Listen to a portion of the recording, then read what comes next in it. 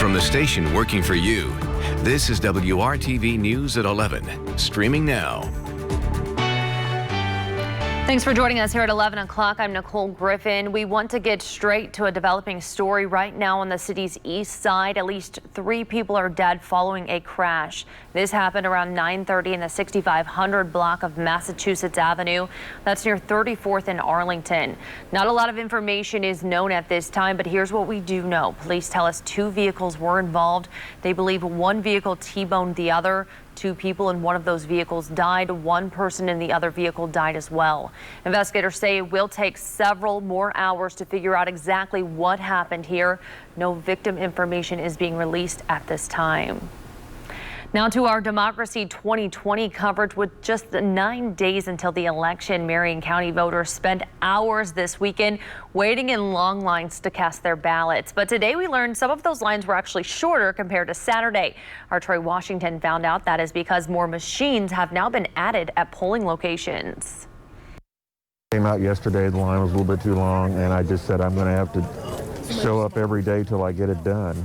Ed Quarles was on a mission to vote early. The line is better today. It's 2 hours today. It was 8 hours yesterday, so this is probably as good as it's going to get. Hundreds of Hoosiers lined up at the polls in Marion County. More polling machines means less waiting. But officials are being careful when it comes to adding machines because social distancing is a must. I'm just amazed that this is the turnout that I'm seeing. It's awe-inspiring. This grandmother brought her grandson out and got creative when it comes to keeping him occupied during the wait here at St. Luke's United Methodist Church. There were a couple of flyers just sitting on one of the pylons through the line, and I picked them up, made paper airplanes, and obviously we do what we can to keep him as occupied. He's 4.5. Voters read books in line, pulled out chairs to take a seat, and even had lunch while they waited, thanks to the food truck parked just steps away from the line. These voters say, no matter what you have going on, make a plan. That's the biggest thing. We plotted this. We said, hey, you know what? This is going to be the best day. Pick the day and come because it's necessary. You need to be here. And if you don't vote, you can't complain. And they say that's why they are willing to wait. Working for you on the north side, Troy Washington, WRTV.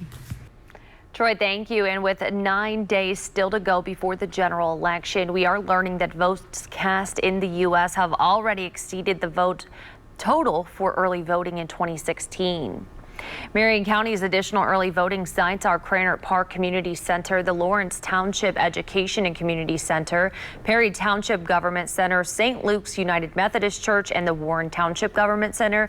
They are open to voters from 10 to 5 on the weekends and 11 to 7 during the week from now until November 1st. And you can still vote early at the City County building every day leading up to Election Day. Tippecanoe County is seeing a record number of voters this year. For the first time ever today, they held a drive-through site where voters could drop off their absentee ballots. The site was hosted by the county's Board of Elections at Edgelia Elementary School from noon until 4 p.m. In total, the Tippecanoe County Clerk reports 138 ballots were dropped off. The county also hired local high school students to help collect the ballots in hopes that it will help them get involved in the election process for years to come. Brilliant. It was so perfect. It was advertised well, it was marked well. And I love the fact that we have a high schooler that's here participating. I love this. I think there's just so many issues, especially these last few years, that have been so important and so consequential for the country and our state. I just think it's super important for young people and old people to be to know what our government is doing and to hold them accountable. And the best way to do that is using our votes. If folks are connected early with elections and voting, they'll be lifelong voters and lifelong participants in the process. Well, the board staff member we spoke with there says on Saturday alone at sites across the county, more than 2,000 voters cast their ballots. He believes voters are not just coming out because of the presidential election, but there are also important races for judge and the school board in Tippecanoe County. We have answers to all of your questions about voting and the general election right on our website. All of the information about early voting plus profiles of the candidates on your ballot are at WRTV.com/election2020. Now to the latest on the coronavirus pandemic and its continuing effect on Hoosier lives. Today, state health officials confirmed another 2,175 cases of COVID-19. That brings the total number of Hoosiers who have tested positive for the virus to 162,607. State health officials also report 12 additional deaths. Since March, 3,894 Hoosiers have died with the virus. As of today, more than 2,700,000 Hoosiers have been tested for the virus. 10% of those tests have come back positive. With the increasing number of coronavirus cases in our state, Working for You WRTV is keeping a close eye on how prepared hospitals in your area are for a potential surge of patients. As of today, just 32% of ICU beds are available statewide.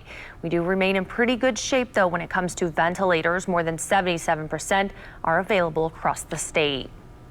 Tonight, a doctor with IU Health is sharing with WRTV his biggest fear as the pandemic continues and hospitals prepare for that surge in cases. His concern is being able to keep up with a high volume of patients and having the resources and space available in the hospital. That is why he is now putting a call to action out for everyone to do their part to slow the spread of the virus and not let their guard down.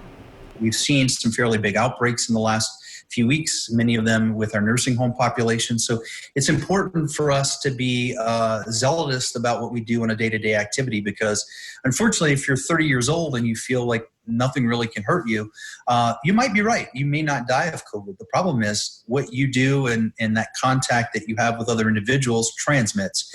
We have to do the basics, right? This costs nothing, right? We're talking a piece of cloth over your mouth, maintaining 5 feet and washing your hands with soap and water. Dr. Ellender also shared information about remdesivir, the first FDA-approved treatment for COVID-19 patients. And he says right now there is a limited availability and it is only being used for hospitalized patients that need further drug treatment. The drug helps block the regeneration of the virus in the body and helps reduce the time it takes patients to recover. It has been a chilly weekend, but there is a slight warm-up headed our way. WRTV Storm Team meteorologist Kyle Mounds joins us now with what you can expect for your work week. Kyle. Yeah, Nicole, we got a little bit of a warm-up, but we're going to have to wait a couple more days before it gets here. Notice by about Wednesday, those numbers start to go in a more positive and warmer direction, but still below that average high of 62 degrees, and we were well below that today. 52 in Indianapolis and Columbus for the high temperature. 54 this afternoon. Bloomington and around Peru didn't even get out of the 40s. Temperatures are settling back into the 40s for us tonight. It's 47 in Indy, Muncie, 49 in Shelbyville and Kokomo at 43 degrees. We've got a blanket of cloud cover. We've had it throughout the day and even may have seen a couple of sprinkles out there.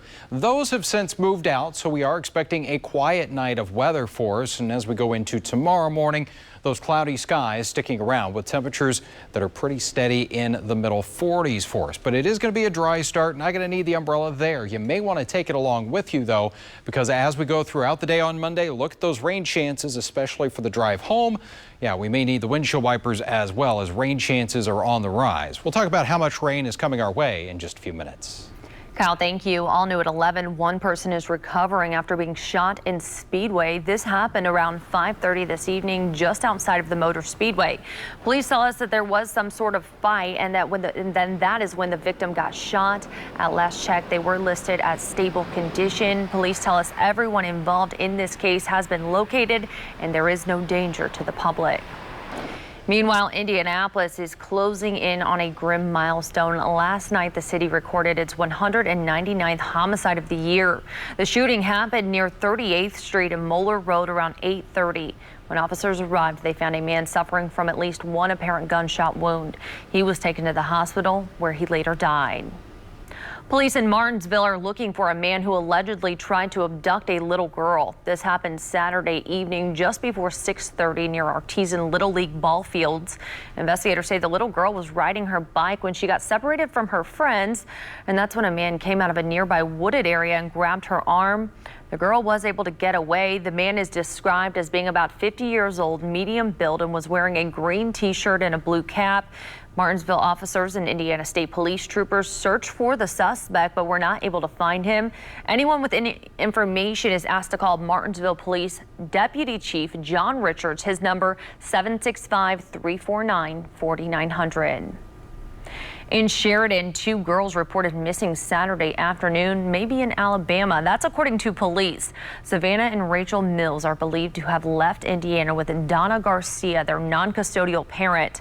Investigators say they may be in Elmore County, Alabama, which is north of Montgomery. Savannah has short hair and Rachel has longer hair. The girls may be in a blue 2005 Ford Explorer Sport Track XLS pickup truck with Alabama license plate 5040BD4. Anyone who sees the truck or the girls or has any information on their whereabouts is asked to call their local law enforcement agency or Sheridan Police. That number 317-773-1282. Another tropical storm is headed for the Gulf Coast this week. Coming up after the break, details on the storm's path and when it's expected to make landfall. And Judge Amy Coney Barrett is one step closer to becoming the next Supreme Court justice. Straight ahead, the very latest from Washington.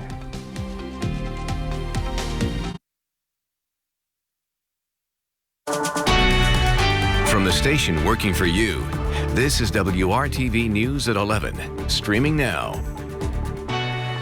5 people in Vice President Mike Pence's close circle have tested positive for the coronavirus, including his chief of staff, Mark Short, and political aide, Marty Obst. According to the press office, Vice President Pence and his wife, Karen, both tested negative for coronavirus this morning, and Pence has remained on the campaign trail today. White House Chief of Staff Mark Meadows called the vice president an essential worker, but his opponent, Senator Kamala Harris, says Pence should follow the guidelines. I'm not saying he's not campaigning. I'm saying that that is only part of what he's doing. And as we look at that, essential personnel, whether it's the Vice President of the United States or anyone else, but he's not has to continue on. CDC guidelines. Well, no, Jake, CDC guidelines does say essential personnel. Yes, it says they wear a mask. If they wear a mask. This administration fails to take personal responsibility or responsibility in terms of leading the nation through this dangerous and deadly mass casualty event. And that's why they have forfeited their right to a second term in office. You'll remember the Pences were in Indianapolis Friday to cast their ballots. We have reached out to the Marion County Public Health Department, the Marion County Clerk's Office, and others to see if anyone here may have been exposed. We are still waiting for those responses. Meanwhile, in Washington, President Trump and First Lady Melania Trump greeted trick-or-treaters during a Halloween event at the White House earlier this evening. The president and First Lady skipped passing out the candy and waved to the trick-or-treaters at a downsized event instead. The change was part of new COVID-19 safety measures. The Trumps did not wear face masks as a parade of angels, astronauts, pirates, cartoon characters, and others marched by, both recently recovered from COVID-19. If you plan to fly Delta soon, make sure to have your face mask. If not, you could end up on a no-fly list. The airline says it has banned more than 400 people from flying for not following its mask policy. In a new memo to employees, Delta CEO says 460 people are on its no-fly list for refusing to comply with the company's mask requirement. Delta began requiring that passengers wear masks on flights on May 4th and says the policy is to protect the health and safety of both passengers and crew members. All major airlines now mandate that passengers wear masks in the absence of any new regulations from the federal government. Another tropical storm is taking aim at the U.S. Gulf Coast. Tropical Depression Zeta, which is east of Mexico, strengthened into Tropical Storm Zeta today. It is expected to become a hurricane by early Tuesday. Zeta is currently forecast to make landfall Wednesday between central Louisiana and the Florida Panhandle. It is the 27th named storm of the 2020 Atlantic hurricane season. If it does make landfall in Louisiana, it would be the 5th named storm to do so this season, marking a new record for that state. And Kyle, when we read these stories, I often just want to ask you, will we see any impact here at home? And it does look like, Nicole, as we go along through the week here, about Wednesday, Thursday time frame, that we could see a little bit of rain out of that system. We'll detail that here a little more going ahead. But right now we got temperatures that are on the cool side still. We're at 43 in Tipton, Peru, 45 in Martinsville, Greenfield at 47 tonight. Now temperatures aren't going to be dropping back too far as we've got those clouds in place, but look off to the west. So we're talking about tropical systems in the Gulf of Mexico, and then we have snow that stretches from portions of Wisconsin back into Colorado. They're looking at another 2 to 6 inches of snow there. This is the system that provides the moisture for our rain tomorrow, but not the snow. We will be warm enough for that. Temperatures as we go throughout the day on Monday will be in the 50s. So here's a look at TrueCast. We get into the afternoon, we see an isolated chance for a shower here, but I really think as we get into the evening hours, that's where we'll see more widespread rain, and especially across central and southern portions of Indiana. That's where we could have some of that moderate rain at times. Pretty quick moving system by about midnight tomorrow night. Couple sprinkles, very light showers. That should be about all that's left. As far as rain potential, about a quarter to a half inch of rain, but you notice how quickly that drops off to the north, only about a 1/10 of an inch around Lafayette, Kokomo, and the Peru areas. Temperatures as we are locked in the clouds once again tomorrow, 40s getting into the lower 50s for that afternoon high. Again, average high 62 degrees, will be about 10 degrees cooler in Danville and Greenwood. So really a carbon copy of today until we get into the late afternoon and evening with those rain chances. And we have more rain in the forecast this week, about a 30% chance of some showers passing through later in the day on Tuesday. And then that Thursday rain chance jumps way up there to 70% as the remnants of Zeta will come in with a frontal system, and that'll combine to bring us some more rainfall and what has really turned the tables here. It was a very dry September. Now we have basically 4 inches of rain in the month of October in Indianapolis, and by the time we get through this forecast, we could be looking at another 2 inches or more by the time we wrap things up on Thursday. Temperature-wise, we're at 60 degrees on Wednesday. That's one of the warmer days in there. And then as we look ahead to next weekend, we've got some seasonably mild temperatures. Halloween looks dry at 57. We'll fall back going into Sunday as daylight saving time ends and a high of 60. All right, Kyle, thank you. For the first time ever, an African-American priest has been elevated to the rank of cardinal. Pope Francis made the surprise announcement this afternoon. Archbishop Wilton D. Gregory is one of the country's most high-profile African-American church officials. He was picked to lead the prestigious diocese in the U.S. Capitol last year. The 72-year-old has also served 3 times as the head of the U.S. Conference of Bishops. Gregory will be elevated to the position in a ceremony at the Vatican on November 28th. The Senate will move forward to confirm Judge Amy Coney Barrett to the Supreme Court. Senators met today for a Part 2 of a weekend session. The Senate voted largely along party lines to end debate and move forward. It only took a simple majority to break the Democratic filibuster, clearing the path for Judge Barrett to become the next Associate Supreme Court Justice. The Senate will reconvene Monday to hold their final vote to confirm. The U.S. presidential election is reaching new heights. NASA astronaut Kate Rubins announced that she voted on the International Space Station. Rubins cast her secure electronic ballot in a makeshift voting booth. Earlier this month, Rubins said that it is critical to participate in our democracy and considered it an honor to be able to vote from the space. There's legislation passed a number of years ago to allow astronauts to vote in space. I think a lot of astronauts do this. They feel that it's very important. It's critical to participate in our democracy. We consider it an honor to be able to vote from space. And so we fill out a form and we vote via absentee ballot. And if we can do it from space, then I believe folks can do it from the ground too. This wasn't the first time Rubins voted from space. She also cast her ballot from the International Space Station during the 2016 election. One final race for IndyCar's 2020 season. It's another championship for Scott Dixon. Brad Brown catches up with the now 6-time title winner when the News at 11 continues.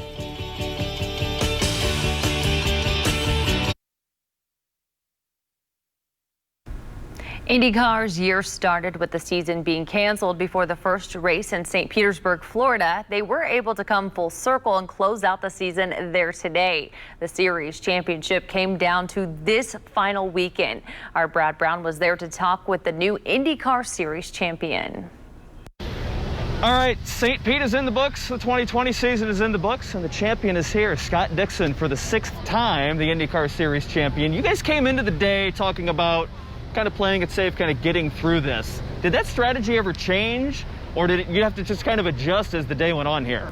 Yeah, I think, obviously we came in a great situation. It was kind of daunting, though. I think at one point we had a 117-point lead, and it dwindled to under 20. Today was more about, management and trying to understand what the one car was going to do. We didn't want to fall into a situation where there was a caution that flipped the field. They'd come in already and pitted, and then we're at the back and they're at the front, So a lot of management, but I think, between all three cars on the Ganassi squad, I think we tried to make sure that we could cover all bases. Even if Joseph, short pitted, we had a car that was going to cover him. So yeah, it was a stressful day, man. The restarts were crazy. The pace car was really slow, so we couldn't generate any tire temperature. And it was, yellow after yellow after yellow in some scenarios. But I think it was a mega race. It must have been a mega race to watch because there was just so much going on. It was more entertaining than it needed to be because of those cautions. And talk to me about that. You had one and then it turned into 5 or 6. And every time you were in the middle of something there that was trying its very best to avoid.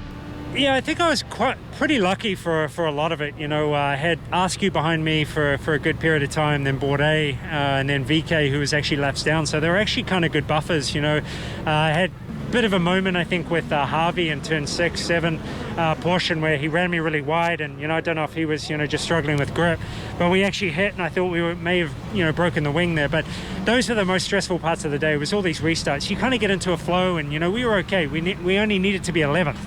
And or 11th or better, and when you have all these restarts, you can have somebody that's going to take you out, fall over you, you make a mistake, and that was all I was trying to get past. Through all of that, the team once again, great pit stops, great strategy. Just kind of, you talked about this a little up on the podium. All of the guys wearing that CGR logo had a hand in this. Absolutely. All the boys and girls at Chip Ganassi Racing, whether it's with the Husky Chocolate team, the number 8, or, NTT Data with the number 10. And obviously the PNC Bank number 9 this year just had a tremendous year. We started off great as a team, winning the first 4 races. And it was great to see Felix get his first, win in IndyCar too. But I'm a small part of this. I love doing what I do. I've been with this team for 19 years, and I'm so thankful for the great, boys and girls that I get to work with, year out and year in, and this is what championships are about, and I'm so happy for them that we can celebrate another year of winning a championship. We've had a couple hours to chew on this. What does 6 mean? What does number 6 mean to you? 6 sounds a lot better than 5. I don't know. 7 sounds better than 6. So it's I don't know, man. I'm looking forward to chilling maybe a little bit tonight, having a couple of beers, spending it with my lovely wife and my kids that are here. Unfortunately, Kit, our little baby boy, he couldn't make it this weekend, but hopefully we can celebrate next year with him. Got it on the DVR for the other one. That's right. That's it. Congrats, man. Thanks, man. Good. Cheers. Scott Dixon, now a 6-time IndyCar Series champion.